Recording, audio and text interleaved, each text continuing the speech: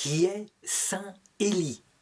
Élie, le prophète Élie, ce prophète de l'Ancien Testament, ce prophète parfaitement mystérieux, ce prophète qui est le patron d'un ordre contemplatif, le Carmel, parce qu'il s'approcha sur la montagne de Dieu et quasiment il vit Dieu. Il ne vit pas face à face à cette époque-là, mais presque. Élie est avec Enoch, particulièrement célèbre dans le judaïsme, parce que dans tout l'Ancien Testament, il est le seul homme qui est parti au ciel avec son corps, qui a connu une assomption. Dans le christianisme, on connaît une personne qui a connu l'Assomption, c'est la Vierge Marie. Elle a été montée au ciel par Jésus, son fils, tandis que Jésus, lui, a connu l'Ascension. Il s'est monté lui-même, puisqu'il est Dieu. Il a le pouvoir lui-même de se monter au ciel, de partir dans l'autre monde. Quant à ce départ d'Élie pour le ciel, il est raconté dans l'Écriture de manière très forte. Ça se trouve au 2e livre des Rois, à partir du chapitre 2. Il est raconté comment Élie, qui était avec d'autres prophètes, parce qu'il était célèbre, il avait résisté à tous les rois pervers de cette époque, les rois d'Israël, les rois de Judée, comment Élie, qui était avec son disciple préféré, Élisée, prit son manteau, le roula, frappa le Jourdain qui se divisa en deux, et il passa de l'autre côté du Jourdain. Élisée était là avec lui, et il sentait qu'il allait se passer quelque chose, que Élie allait mourir peut-être, ou partir. Alors Élie lui demanda, « Élisée, demande ce que tu veux. Demande, et cela te sera accordé avant que je ne sois enlevé d'auprès de toi. » Alors Élisée y alla au culot, et il demanda à Élie, « Demande pour moi une double part de ton esprit. » Il s'agit de sa spiritualité, mais aussi de l'Esprit de Dieu qui le revêtait de son pouvoir, qui lui donnait la capacité de faire ce qu'il voulait. Il pouvait arrêter comme il le voulait la pluie et il ne pleuvait pas. Il pouvait décider que la pluie revenait et il se remettait à pleuvoir. Telle était la puissance du prophète Élie. Alors Élie lui répondit, « Tu demandes une chose difficile. Si tu me vois lorsque je serai enlevé vers le ciel, c'est que cela te sera accordé. Si tu ne me vois pas, c'est que cela ne t'a pas été accordé. » Et voilà ce que raconte l'Écriture. Or, comme il marchait en conversant, voici qu'un char de feu et des chevaux de feu se mirent entre deux, et Élie monta au ciel dans le tourbillon. Alors Élisée voyait et il criait « Mon père, char d'Israël et son attelage !» Puis il ne le vit plus. Et alors, saisissant ses vêtements, il les déchira en deux. À un moment donné, donc, il ne le vit plus, il se retrouva seul. Il ramassa le manteau d'Élie qui avait glissé. Alors il le saisit, il le roula, et il frappa le Jourdain, qui ne se divisa pas. Alors il s'écria, « Où est Yahvé, le Dieu d'Élie ?» De nouveau, avec les vêtements, il frappa le Jourdain, et alors les eaux du Jourdain se divisèrent, et il traversa. Tandis que les autres prophètes le voyaient arriver comme cela, ils savaient qu'il avait été revêtu de l'esprit d'Élie.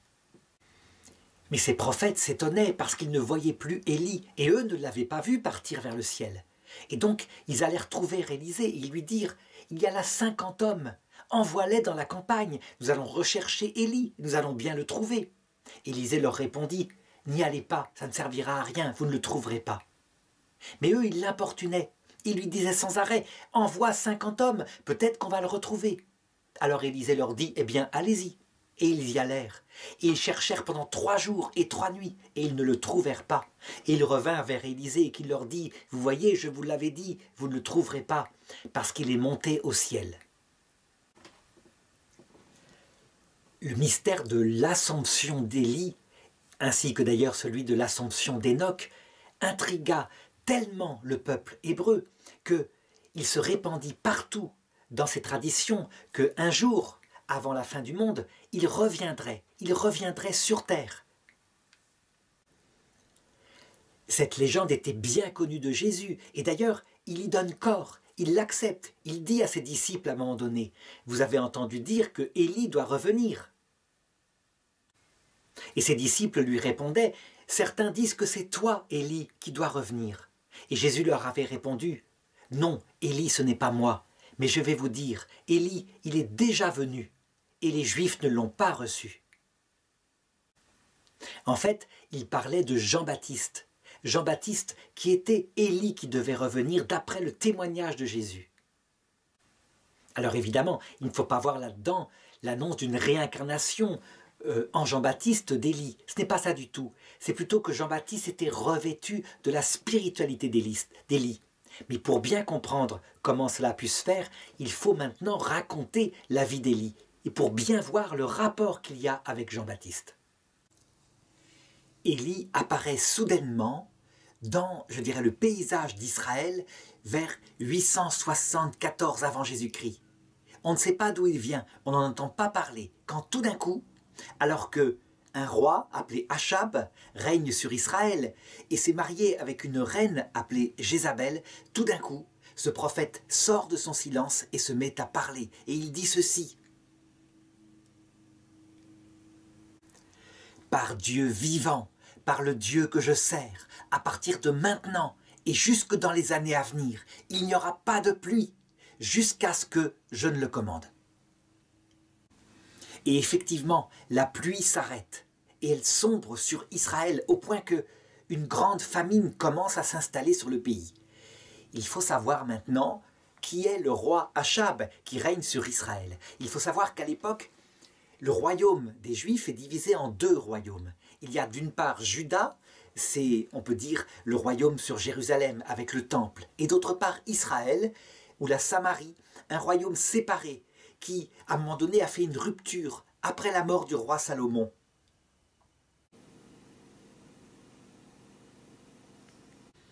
Ce sont bien des Juifs, ils adorent Dieu, mais ils n'adorent pas Dieu au temple de Jérusalem, mais dans des lieux saints qui leur sont particuliers, si bien que ces deux royaumes à la fois sont frères et en même temps sont séparés.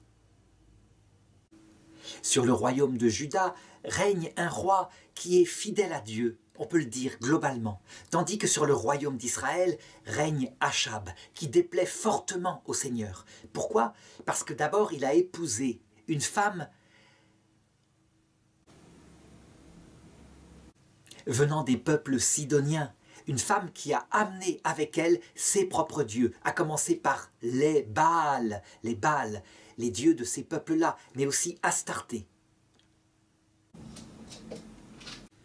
Et son mari Achab, qui est un roi coulant, un roi qui fait des concessions, eh bien, a accepté de leur construire des temples et même d'aller y adorer. Et ça met en colère Dieu qui ne supporte pas l'idolâtrie. Attention, il faut se souvenir que nous sommes dans l'Ancien Testament. À cette époque-là, Dieu n'a pas encore révélé son cœur. À savoir que la vraie idolâtrie qu'il ne supporte pas, c'est le péché d'orgueil, c'est l'égoïsme. À l'époque, tout passe sous forme d'image. Et donc, ces gens adorent des dieux étrangers, leurs statues, et ils y offrent des sacrifices. C'est évidemment une façon extérieure de constater que leur cœur est corrompu. Et donc, afin de les sauver de leurs péchés, eh bien, à cette époque-là, Dieu envoie son prophète Élie, auquel il a dû apparaître, mais on ne sait pas comment. Ça s'est passé probablement comme pour Jean-Baptiste, à savoir qu'un ange de Dieu l'a envoyé pour dire la vérité et lui a donné toute la puissance qu'il voulait. Ainsi, si à notre époque, lorsque Dieu voit le péché, il retire l'eau de sa grâce, à savoir que la personne se met à ne plus avoir la présence de Dieu en elle, à ne plus savoir ce qu'elle fait sur terre et à en être angoissée, à cette époque-là, on retire l'eau de la pluie qui nourrit l'agriculture et les gens commencent à avoir faim physiquement.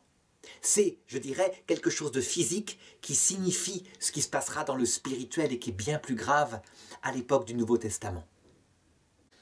C'est ainsi que le roi Achab et surtout la reine Jézabel, ayant appris cette malédiction que le prophète Élie avait envoyée sur leur terre, se mirent à le rechercher partout. Alors la parole de Dieu fut envoyée à Élie et elle lui ordonna d'aller se cacher dans la montagne où il y avait une source. Il obéit donc à Dieu, il alla dans cette montagne, il se mit à boire au torrent. Quant à Dieu, il ordonna à des corbeaux de lui apporter des pains afin qu'il soit nourri. Et la pluie continua de ne pas tomber pendant des années, si bien qu'au bout d'un certain temps, la source de la montagne elle-même se tarit. Alors Dieu ordonna à Élie de partir et d'aller à Sarepta. Il y avait là une veuve qui vivait avec son fils. Et cette veuve, Dieu lui avait donné l'ordre de le nourrir. Il arriva donc chez cette veuve et elle lui dit « Prophète, je n'ai même pas de quoi nourrir mon propre fils. Nous allons manger ce petit reste de blé et puis nous mourrons. » Et le prophète lui dit « Ne crains pas, femme. Fais comme tu as dit, fabrique du pain avec ce petit reste du blé. Et d'abord tu m'apporteras une petite galette, puis tu en mangeras pour toi et ton fils. » Et c'est ce que fit la veuve en toute confiance, en toute obéissance. Et elle constata un peu plus tard qu'en fait, sa jarre de farine ne s'était pas vidée, qu'elle était pleine, et que sa jarre d'huile non plus ne s'était pas vidée. C'est que la parole de Dieu avait été envoyée à Élie, et il lui avait dit « Jarre de farine ne se videra pas, cruche d'huile ne s'épuisera pas, jusqu'à ce que j'envoie de nouveau la pluie sur la terre. » C'est ainsi, on le voit, que si la famine régnait sur la terre à cause du roi, à cause de son péché, eh bien Dieu s'occupait de son peuple et lui apportait toujours les consolations. Seulement, voilà qu'un jour, le fils de cette femme tomba malade, et puis il mourut. Et cette femme, bouleversée, dit au prophète « Que t'ai-je fait ? Qu'y a-t-il entre toi et moi, homme de Dieu? Es-tu donc venu pour me rappeler mes propres fautes et pour ainsi faire périr mon fils ?» Alors il se passa une chose qui montre à quel point Élie, devant Dieu, était puissant. Il demanda à la femme de lui passer son fils, il l'emporta dans la chambre haute et là, il invoqua Yahvé. Et 3 fois il l'invoqua, 3 fois il s'allongea sur l'enfant, il lui redonna vie, afin qu'il puisse être réchauffé. Et il pria « Seigneur mon Dieu, je t'en prie, fais revenir en lui l'âme de cet enfant. » Et Dieu l'exauça, et l'âme de l'enfant revint en lui, et Élie le rendit à sa mère. Cependant, le temps passait, et la colère de Jézabel ne cessait pas. Elle multipliait dans le pays le temple à Baal. Elle avait même fait massacrer les prophètes de Yahvé, parce qu'elle était sûre que Yahvé, ce démon, était cause du malheur d'Israël. Évidemment, le peuple d'Israël était consterné par ce qu'il se passait à cette époque-là. Il y avait des hommes qui résistaient comme ils le pouvaient. Par exemple, un serviteur du roi Achab, au moment où Jézabel avait ordonné qu'on massacre les prophètes de Dieu, en avait fait cacher par 50 dans des grottes et il les avait nourris depuis cette époque-là. Or, un jour, au bout de 3 ans, alors que la famine frappait durement la terre, de nouveau la parole de Dieu fut adressée à Élie et Dieu lui dit « Va voir Achab, le roi. » À cette même période, Achab parcourait le pays avec le serviteur en question afin de trouver Élie. Et un jour, ils s'étaient séparés en 2 groupes pour essayer de mieux chercher les cachettes où ils pouvaient être. Quand Élie se manifesta à ce serviteur. Aussitôt, le serviteur le reconnut parce qu'il était vêtu d'un pagne de peau de bête, ce qui était particulier à cette époque-là. Il se prosterna devant lui et Élie lui dit « Je veux rencontrer Achab, ton maître. » Mais le serviteur lui répondit « Aie pitié de moi. Si je vais dire à mon maître que tu veux le rencontrer, le temps que j'aille lui parler, tu auras disparu je ne sais pas où, et alors mon maître me tuera. Pourtant tu sais que je crains Dieu, moi j'ai caché des prophètes de Dieu pour éviter qu'ils soient mis à mort par Jézabel. » Et Élie lui promit, il lui dit « Va prévenir ton maître le roi Achab, car je lui apparaîtrai aujourd'hui, je m'y engage, ne crains rien pour ta vie. » Alors le serviteur, rassuré, alla prévenir son roi et lui dit « Élie va te rencontrer, je l'ai trouvé, il veut te voir. » Et Élie effectivement se présenta devant le roi. Et le roi l'accueillit en disant « Ah, te voici, fléau d'Israël !» Mais Élie lui répondit en le regardant en face « Ce n'est pas moi le fléau d'Israël, c'est toi, et c'est aussi ta femme Jézabel, parce que vous avez abandonné Dieu et que vous avez livré le peuple au culte des Baals. Mais je te mets aujourd'hui un défi, relève-le. appelle tous les prophètes de Baal. Moi, je serai tout seul face à eux.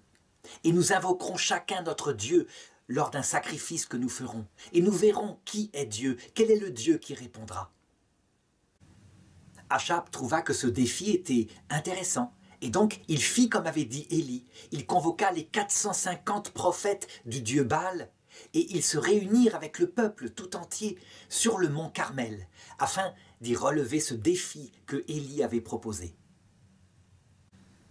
Alors Élie, devant tout le peuple, prit la parole et leur dit ceci. « Jusqu'à quand clocherez-vous des deux jarrets? Si c'est Dieu, votre Dieu, suivez-le. Et si c'est Baal, eh bien suivez Baal. Et moi je vous propose ceci. Les prophètes de Baal vont offrir un sacrifice à Baal. Ils prendront un jeune taureau, ils le couperont en deux, et ils invoqueront Baal, afin qu'il y mette le feu. Et moi qui suis tout seul, qui suis resté tout seul prophète de Dieu, vivant, devant vous, je ferai la même chose, et on verra lequel des deux dieux est le vrai Dieu. » Et le peuple trouva que ce défi était très bien. Il faut savoir qu'à l'époque, eh bien, le Dieu qui répondait efficacement, c'était le vrai Dieu. Et donc, Élie demanda aux prophètes de Baal, parce qu'ils étaient les plus nombreux, de commencer.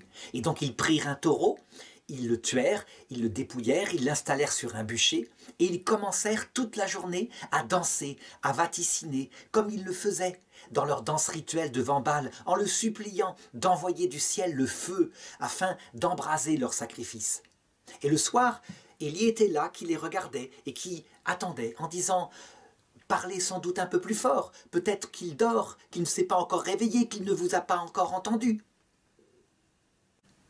Vers midi, étant donné qu'ils n'avaient pas de réponse, eh bien, ils se mirent à entrer en transe en prenant des produits et aussi en se tailladant les veines pour que leur Dieu puisse répondre à leurs demandes. Mais rien ne se passa jusqu'au soir. Et lorsque le soir fut arrivé, alors ce fut le tour d'Élie. Il fit approcher tout le peuple et il commença par rebâtir l'autel de Yahvé qui avait été détruit sur cette montagne, ce mont Carmel. Il mit 12 pierres, une pour chaque tribu d'Israël. Puis il construisit une rigole afin que le sang de la bête puisse couler. Puis il installa le bûcher, il mit dessus la bête, il la coupa comme il fallait le faire. Et ensuite il dit au peuple, « Apportez des boisseaux d'eau et arrosez. » Et le peuple fit comme il avait dit. Et ensuite il leur dit, doublez la quantité d'eau, arrosez le feu et le bois, arrosez tout. Et le peuple fit comme il avait demandé.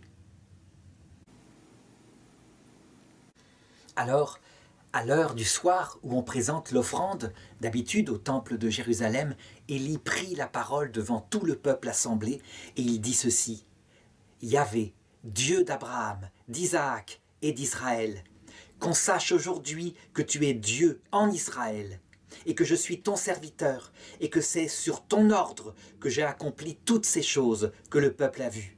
Réponds-moi, Dieu, réponds-moi pour que ce peuple sache que c'est toi, Dieu, qui es Dieu, et qui convertit leur cœur. » Et alors, brutalement, le feu du ciel tomba sur l'autel où était le sacrifice qui avait été préparé par Élie. Et il l'embrasa complètement, malgré les tonnes d'eau qui avaient été renversées sur lui. Et le bois prit feu, et tout fut consumé.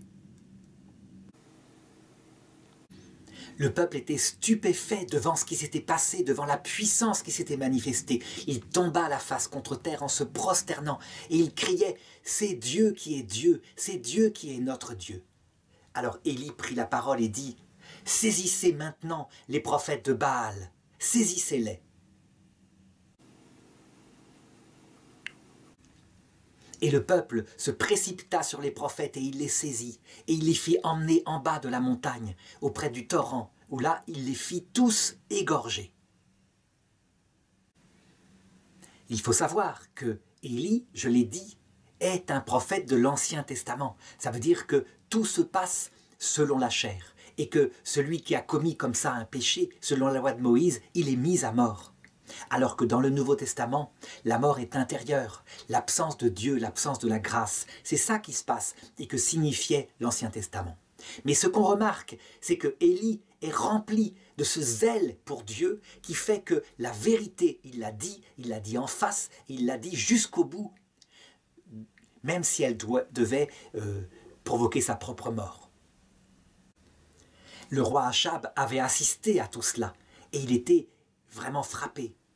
Je dirais qu'il comprenait que le vrai Dieu était Yahvé. Et donc, manifestement, il était résolu à changer les choses dans son royaume. Alors Élie lui dit, « Parce que tu as résolu de changer les choses, voici, la pluie va revenir sur ton pays. » Et Achab, eh bien, ne demandait qu'à le croire. Et donc il s'installa dans la vallée pour manger, pour boire, tandis qu'Élie remonta sur la montagne du mont Carmel. Et là, il se prosterna devant Dieu, il mit sa tête dans ses mains et il le pria. Puis il envoya son serviteur en disant « Regarde du côté de la mer. Vois-tu un nuage qui monte ?» Et son serviteur revint en disant « Non, je ne vois rien. » « Il n'y a rien du tout, le ciel est bleu. » Alors Élie lui répondit « Retourne 7 fois. » Et le serviteur y retourna 7 fois. À chaque fois, il revenait « Il n'y a rien, je ne vois rien, il n'y a pas de nuage. » Mais la 7e fois, il dit à Élie « Je vois un tout petit nuage minuscule qui monte de la mer. » Alors Élie lui dit « Descends, retourne voir Achab et dis-lui de vite atteler et de rentrer chez lui, car sinon la pluie l'arrêtera complètement dans son chemin. » Et effectivement, la pluie vint sur la terre, et elle reféconda la terre complètement de manière inouïe, tout reverdit. Achab se précipita dans son palais, et là, il vit sa femme Jézabel qui n'avait assisté à rien de tout cela, et il lui raconta tout ce qu'il avait vu de ses yeux, comment les prophètes des Baals avaient été mis à mort après ce miracle fabuleux de l'Holocauste. À ce récit, Jézabel entra dans une grande colère, et loin de suivre ce que lui avait dit son mari et de se tourner vers Dieu, elle fit envoyer à Élie un serviteur et lui fit dire ceci: « Que les dieux me fassent tel mal et ajoutent tel autre, si demain à cette heure-là, je ne fais pas de ta vie comme de la vie de l'un de ces prophètes que tu as tués. » Devant une telle nouvelle, Élie, on peut dire, fut atteint. Il se découragea, il eut peur pour sa vie et il s'enfuit. Il s'enfuit dans la montagne, et là, il se coucha sous un genêt, tout découragé, épuisé. Il dit au Seigneur, « C'en est assez, prends ma vie maintenant, je ne suis pas meilleur que mes pères. » On peut dire que dans cette épreuve terrible, il éprouvait ce qu'on peut appeler, ce qu'appelleront plus tard les spirituels, la nuit de l'esprit. Ça veut dire quand on ne comprend plus rien, quand on a fait tout ce qu'il fallait, la puissance de Dieu s'est manifestée, et que ça ne sert à rien, que des gens peuvent être assez obstinés pour ne pas comprendre là où est la vérité. Ce qui se passa ce jour-là pour Élie a marqué profondément l'ordre du Carmel. Le Carmel qui, justement, a pris ce nom-là parce que c'est le nom de la montagne où Élie avait fait tous les miracles devant le roi Achab. C'est la montagne où Dieu se manifeste. Et l'ordre du Carmel, je dirais, eut parmi ses fils qui étaient des religieuses et des religieux, 2 particulièrement remarquables, Sainte Thérèse d'Avila et Saint Jean de la Croix, qui décrivirent les épreuves intérieures que vit une âme avant de s'approcher de Dieu, et qui sont exactement les mêmes épreuves que va vivre maintenant Achab dans son malheur, Élie dans son malheur. En fait, le Carmel a compris que toutes les épreuves que Dieu envoyait à ses amis, à ses serviteurs, c'était pour préparer leur cœur à quelque chose de grand, quelque chose d'unique, le fait d'un jour voir Dieu face à face. Donc Élie, tout découragé, frappé par l'incompréhension, s'était endormi, quand pendant la nuit, l'ange du Seigneur le toucha, il le réveilla. Il regarda et il vit qu'à côté de lui, il y avait une galette qui venait d'être cuite dans du feu et aussi une gourde d'eau. Alors Élie mangea et but, mais profondément découragé encore, il se rendormit. Mais l'ange le toucha de nouveau et le réveilla et lui dit « Mange et bois de nouveau, sinon le chemin sera trop long pour toi. » Et c'est ce que fit Élie, il mangea et il but et il partit. Il partit et il marcha 40 jours et 40 nuits vers le mont Horeb pour s'y réfugier. Là-bas, sur ce mont Horeb qui est la montagne de Dieu, il trouva une grotte et il s'y installa. Et là, tout d'un coup, la parole de Dieu lui fut adressée. Et Dieu lui dit, « Que fais-tu ici, Élie ?» Et Élie répondit, « Je suis rempli d'un zèle jaloux pour Dieu, mon Dieu, parce que le peuple d'Israël a abandonné ton alliance. Ils ont abattu tes autels, ils ont tué tes prophètes par l'épée. Je suis resté moi seul, et ils cherchent maintenant à me tuer. » Alors Dieu lui parla et lui dit, « Sors maintenant de la grotte, sors et regarde. » Élie sortit de la grotte, et tout d'un coup, il y eut auprès de lui une immense tempête. Mais Élie regardait, tout simplement, il n'avait pas peur, il savait que dans cette tempête, il n'y avait pas Dieu.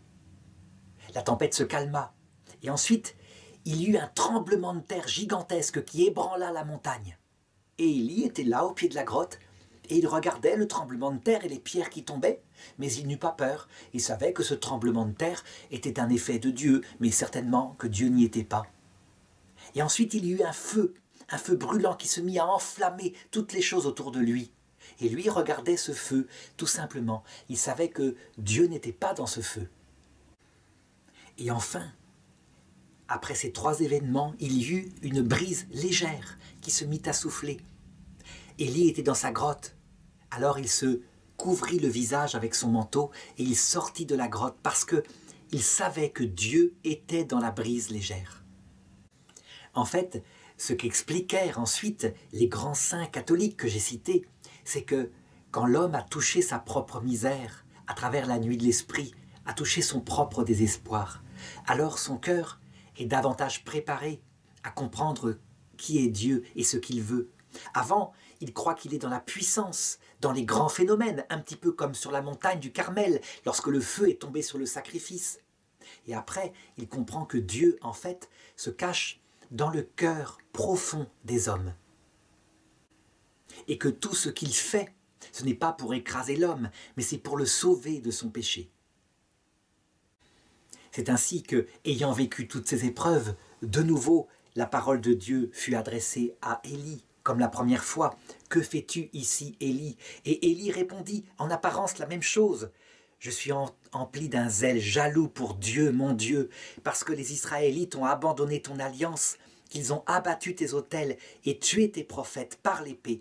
Je suis resté moi seul, et ils cherchent à m'enlever la vie. »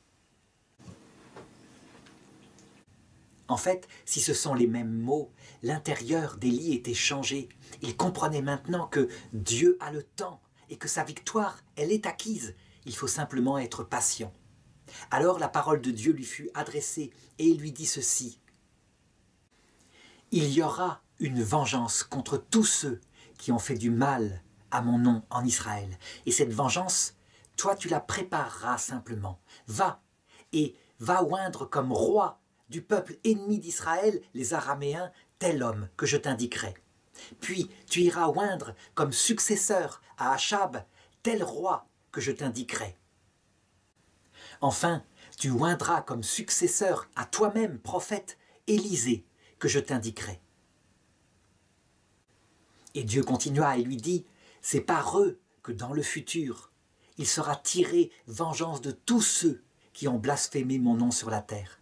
Tu ne le verras pas, mais ça se réalisera. » Alors Élie fit exactement ce que Dieu lui avait demandé, et c'est ainsi qu'il prépara l'avenir. Et l'avenir commença à se mettre en place. D'abord par la guerre, à savoir que le roi des Araméens, un certain Ben-Hadad, commença par provoquer le roi Achab, le roi d'Israël, et commença à lui dire « Donne-moi ton or, donne-moi ton argent, sinon ce sera la guerre. Je te laisse tes femmes et tes enfants et ton peuple, mais donne-moi ton or et ton argent. » Et le roi Achab, qui avait peur de cette guerre, décida de lui donner son or et son argent. Et quand il eut reçu son or et son argent, alors le fameux Ben-Hadad réécrivit en disant « Donne-moi tes femmes et tes enfants, sinon je te ferai la guerre. » Ce roi des Araméens était puissant, mais cette fois c'était une provocation. Et donc Achab prit à témoin son peuple et dit « Regardez, il me provoque », et le peuple lui donna raison. Mais ce qu'il faut retenir de cela, c'est que Dieu suscita un ennemi à Achab et qu'il ne trouva plus la paix dans son royaume. Il fit la guerre et parfois il la gagna. On peut même dire que par 2 fois, Dieu lui livra le fameux Ben-Hadad et il le vainquit. Mais à la fin, alors qu'il le tenait en son pouvoir et que cet homme-là, véritablement, était un rusé, était un pervers, quelqu'un qui voulait corrompre le peuple et lui faire adorer Baal, eh bien, au lieu, je dirais, de le tuer, comme l'avait ordonné Yahvé, il décida de faire une alliance avec lui, en disant « Reprends ton royaume et nous serons unis et nous ne ferons plus la guerre ». Cela déplut à Yahvé parce que, encore une fois, sous l'influence de sa femme Jézabel, Achab, finalement, acceptait d'être mitigé, tiédasse, de mettre un petit peu des idoles de Baal, tout en continuant à garder le Dieu unique, le Dieu d'Élie, malgré ce qu'il avait vu. Alors, parce qu'il avait encore agi ainsi, pas selon les ordres de Dieu, mais dans une tiédeur, eh bien, un prophète fut envoyé à Achab. Et il donna une prophétie comme ça se faisait à cette époque-là. Ce prophète était là avec un serviteur. Et devant Achab, il dit à ce serviteur « Frappe-moi » Et le serviteur du prophète répondit « Non, je ne te frapperai pas, tu es mon maître. » Alors le prophète lui dit « Parce que tu n'as pas voulu me frapper, tu sortiras d'ici et un lion te dévorera. » Ce qui arriva. Alors, le prophète se présenta une 2e fois contre Achab avec un autre serviteur et il lui dit « Frappe-moi » Et le serviteur, cette fois, le frappa et le blessa. Alors le prophète expliqua au roi ce que signifiait ce geste et lui dit « Dieu t'avait livré l'énorme ennemi d'Israël, ce Ben-Hadad, il te l'avait livré entre les mains de manière puissante et toi, tu devais le mettre à mort parce qu'il serait un ennemi à vie pour ton peuple et tu ne l'as pas fait. Et bien de la même façon que celui qui n'a pas obéi à Dieu, tu l'as vu, est mort, de la même façon tu mourras et un jour les chiens lécheront le sang de ta mort. On peut dire évidemment que devant ces prophètes qui vaticinaient ainsi, eh bien Achab en partie contrarié, véritablement. Il n'osa évidemment pas s'attaquer à lui, tout de même. Il avait vu ce dont était capable Dieu, mais il rentra chez lui contrarié. Et la Bible nous montre ensuite, dans le premier livre des rois, chapitre 21, comment le cœur de ce roi d'Israël est mesquin, petit. Elle nous montre comment il agit. Et là, vraiment, cela provoqua, une fois pour toutes, sa condamnation à mort. Le roi Achab habitait donc un palais à Samarie. Et à côté de son palais, il y avait un pauvre homme qui possédait un petit champ, une vigne. Cet homme s'appelait Naboth. Et Achab, un jour, vint le voir et lui dit « Ta vigne me plaît, ce terrain me plaît, j'en ferai un jardin pour moi, pour mon palais. Je te l'achète, demande ce que tu veux, je te l'achète sans problème. » Le problème, c'est que c'était l'héritage que Naboth avait reçu de son père. Et il répondit au roi « Jamais je ne pourrais donner mon héritage ainsi, même pour de l'argent. Je le gagnerai, je le garderai toute ma vie. C'est l'héritage de mon père. »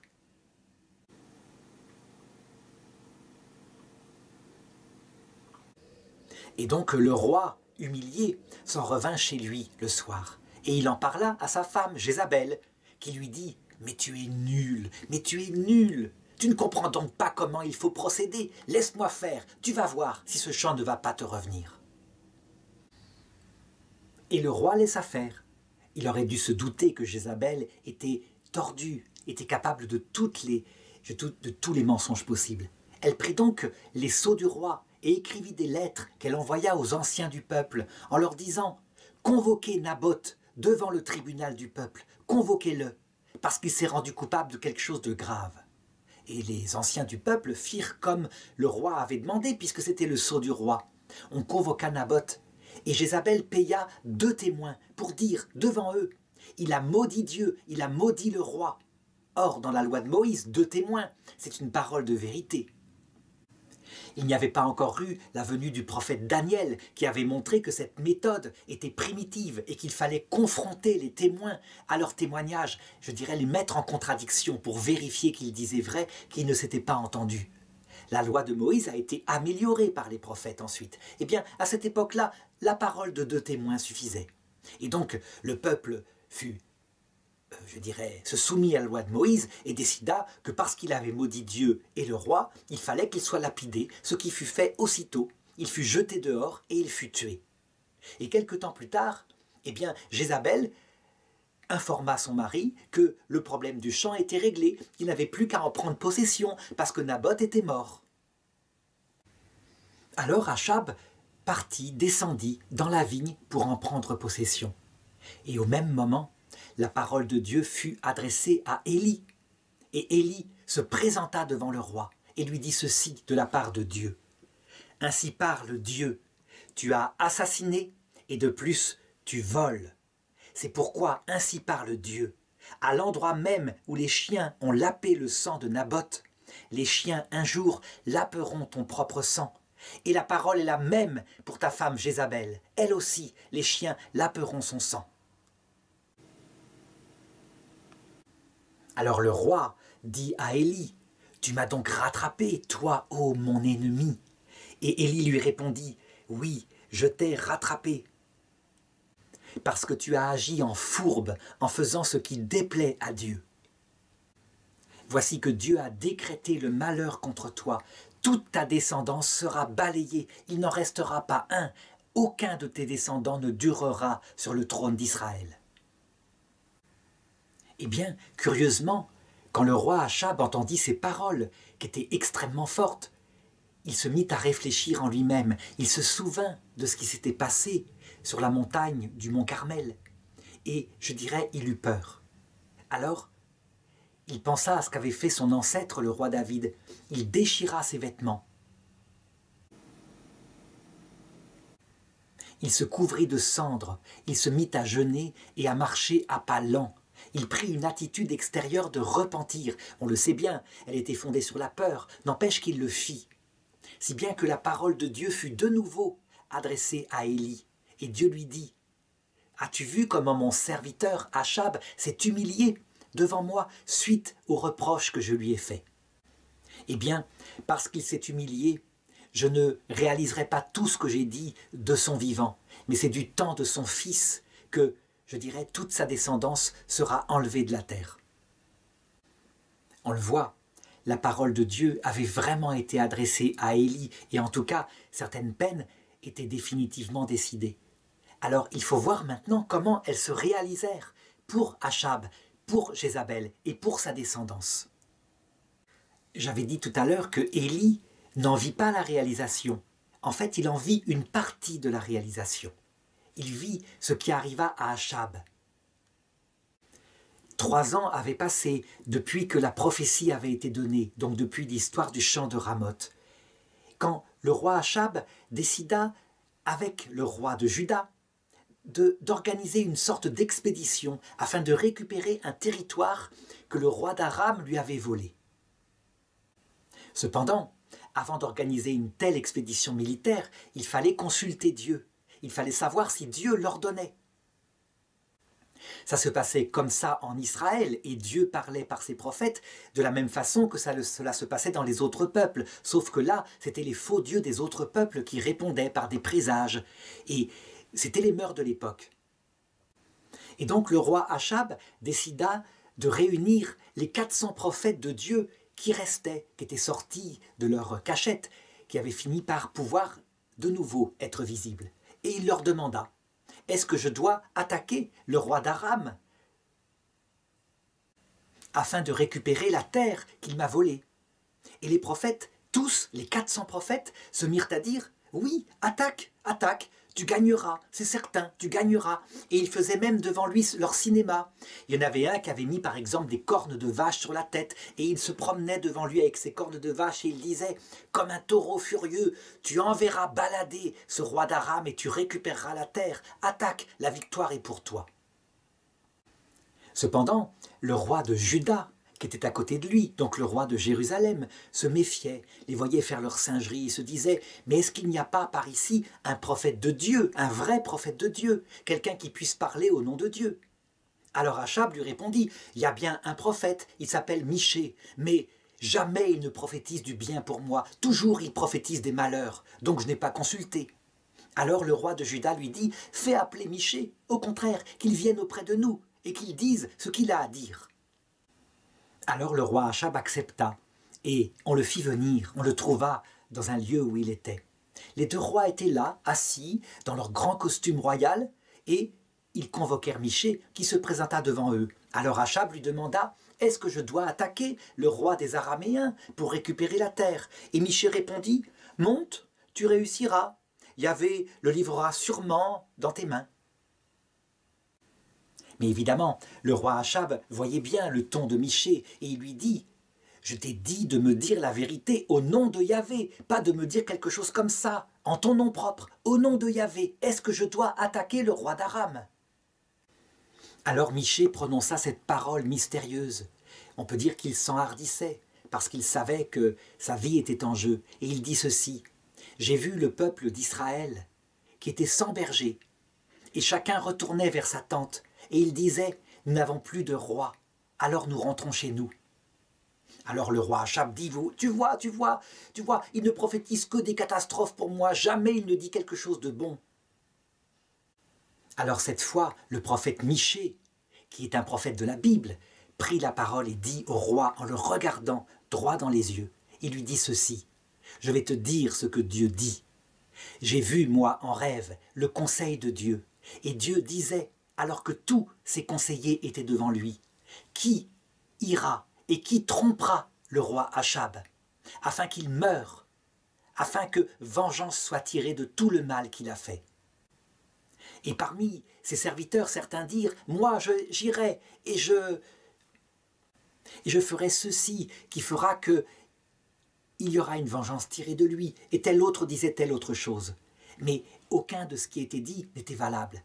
Alors tout d'un coup, l'Esprit de Dieu, l'Esprit Saint se leva et dit, « Moi, j'irai, et je me ferai esprit de mensonge dans la bouche de tous ces prophètes, afin qu'il aille et qu'il attaque le roi des Araméens. » Alors Dieu répondit à l'Esprit, « Va, fais comme tu as dit, fais-toi esprit de mensonge, afin que le roi Achab suive leurs conseils et qu'il périsse dans cette guerre. » Cette anecdote frappante est racontée dans le premier livre des rois, au chapitre 22, verset 22.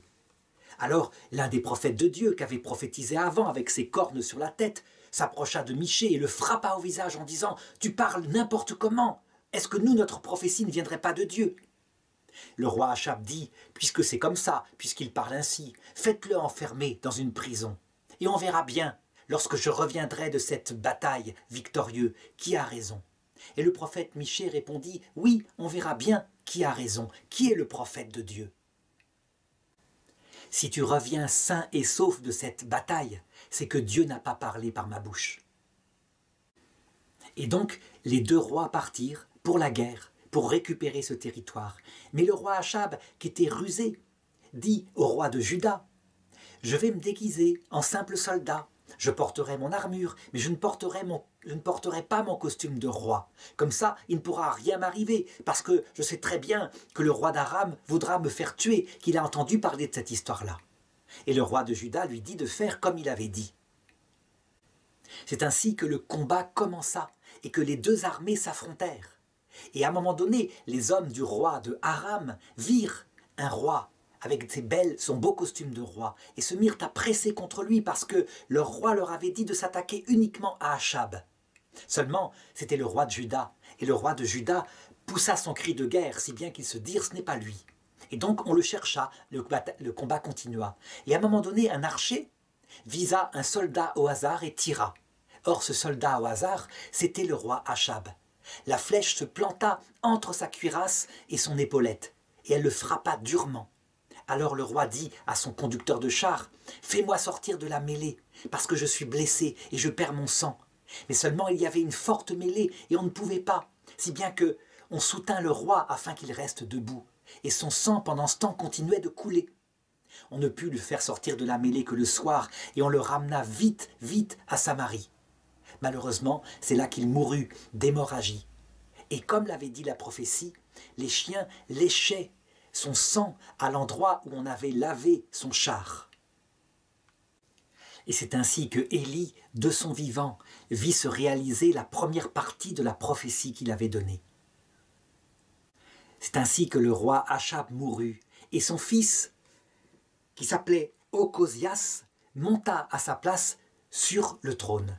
Élie était encore présent sur terre, et il commença à voir le début de la deuxième partie de sa prophétie, à savoir que la descendance de Achab ne régnerait pas longtemps sur terre.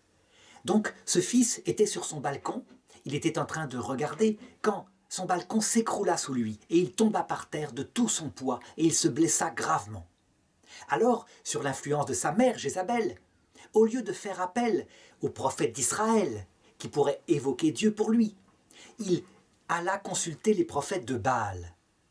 Alors la parole de Élie fut envoyée vers lui. Et Élie lui fit dire « N'y a-t-il pas de Dieu en Israël que vous alliez consulter Baal Zébut, le Dieu d'Ephron ?» C'est pourquoi ainsi parle Yahvé, le lit où tu es monté, tu n'en descendras pas, tu mourras certainement. Et Élie s'en alla. Les messagers du roi revinrent donc et informèrent le roi de ce qui s'était passé, comment un homme leur avait parlé ainsi. Et le roi se renseigna à quoi ressemblait cet homme. Ils dirent, il était vêtu avec un pagne en peau de bête. Alors il le reconnut, il dit, c'est Élie, l'ennemi de mon père. Faites-le rechercher partout. Élie était retourné sur la montagne, sur le mont Carmel. Alors le roi envoya un cinquantonnier avec 50 soldats avec lui. Et le cinquantonnier monta sur la montagne et demanda à Élie, avec une voix, je dirais, de décision, « Descends de ta montagne, le roi te convoque auprès de lui, homme de Dieu. » Alors Élie, qui était assis sur sa montagne, répondit au cinquantonnier, « Si je suis un homme de Dieu, qu'un feu descende du ciel maintenant te dévore, toi et ta cinquantaine. » Et à peine avait-il dit ça qu'un feu descendit du ciel et les dévora tous les 50. Alors le roi, le nouveau roi d'Israël, envoya une nouvelle cinquantaine avec un cinquantonnier qui parla exactement la même chose, avec le même ton arrogant, à Élie. Et Élie lui redit la même chose. « Si je suis un homme de Dieu, alors qu'un feu du ciel descende sur toi. » Et c'est ce qui se passa aussitôt. Alors l'homme brûla avec sa cinquantaine. Eh bien, le roi ne céda pas, sans doute sur l'influence de sa mère Jézabel. Il envoya un troisième cinquantonnier avec sa cinquantaine. Mais cette fois, le cinquantonnier, lorsqu'il arriva devant Élie, il plia un genou devant lui et il dit ceci, « Homme de Dieu, que ma vie et celle de tes 50 serviteurs que voici ait quelque prix à tes yeux. Un feu est descendu du ciel et a dévoré les 2 premières cinquantaines avec leurs cinquantonniers. Mais maintenant, que ma vie ait quelque prix à tes yeux. » Alors l'ange de Dieu dit à Élie, « Descends avec lui, n'aie pas peur de lui. » Alors il se leva et il descendit avec lui, avec le cinquantonnier, vers le roi. Élie se présenta devant le roi Ocosias et il lui confirma ce que Dieu avait dit. « Tu ne te lèveras pas de ton lit, tu mourras certainement. » Et Ocosias n'osa pas s'attaquer à sa vie et il mourut quelque temps plus tard, effectivement. Il n'avait régné que 2 ans sur Israël. C'est après la mort de ce roi éphémère que la parole de Dieu fut de nouveau adressée à Élie et qu'il fut emporté vers le ciel comme je l'ai raconté au début de cette vidéo. Il ne vit donc pas se réaliser de sa présence sur terre les autres prophéties qu'il avait données, mais elles se réalisèrent toutes et la Bible les raconte. Elle raconte comment Jéhu provoqua une révolte en Israël. Bien plus tard, alors que Élisée était prophète sur Israël à la place d'Élie. Qu'est devenu Élie après son départ pour le ciel dans ce char de feu?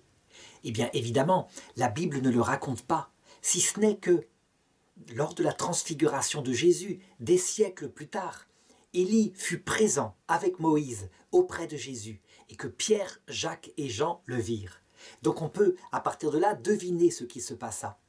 Lorsqu'il entra dans l'autre monde, eh bien, il était tellement proche de Dieu et tellement obéissant à Dieu que les anges lui révélèrent ce que Dieu allait faire. Lui, il n'avait prophétisé que de loin, à travers des gestes dans l'histoire d'Israël. Mais lorsqu'il apprit que Dieu lui-même, le Dieu qu'il avait servi, était un Dieu d'amour, un Dieu qui ne frappait pas les gens pour les perdre, mais pour les sauver de leur orgueil, et que même le roi Achab, par la mort terrible qu'il avait connue, cette mort humiliante, Dieu n'avait pas voulu l'écraser pour toujours, mais que dans le purgatoire, il attendait pour se purifier peu à peu de ses péchés. Eh bien, Élie accepta ce salut et en fut reconnaissant. On peut dire que sa soif de justice fut comblée et qu'il comprit à quel point Dieu avait le temps. Il vit depuis le ciel comment, à son tour, Jézabel fut frappée par le malheur et qu'elle apprit peu à peu, je dirais, à changer son cœur. Et il comprit à quel point cette histoire terrestre était passagère, que ce qui comptait au bout du compte, c'était le changement des cœurs à travers l'épreuve que Dieu imposait à son peuple.